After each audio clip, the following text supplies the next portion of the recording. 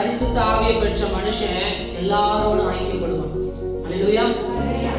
ஒருவேளை பரிசுத்த ஆவியை பெற்ற மனுஷன் எல்லாரையும் சமமாய் பார்ப்பான்.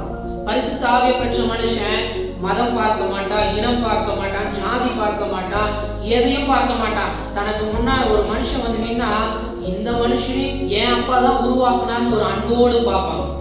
அதுதான் பரிசுத்த ஆவியை பெற்ற மனுஷனுக்கு அழகு. நம்ம பார்வை எப்படி இருக்கிறதுன்னு சில நேரம் ரொம்ப முக்கியம். ஏன்னா இன்னைக்கு பல பேர் என்ன பண்ணிட்டு இருக்காங்கன்னா எழுப்புதல் இல்லை ஜெபிக்கிறாங்க.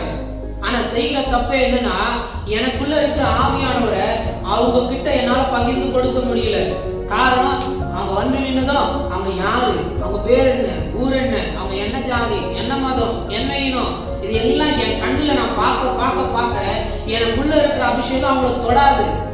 நான் கர்த்தரோடு என்னதான் பல மணி நேரம் ஐக்கியத்தில் இருந்தாலும் என் சிந்தைகளும் கர்த்தர் யோசிக்கிறபடி இருந்தா மட்டும்தான் எனக்குள்ள இருக்கிற அபிஷேகமும் அவங்களுக்கு போய் தொடும். அது ரட்சிக்கப்படாத ஜனங்களா இருந்தாலும் அப்போதான் எழுப்புதலே வரும்.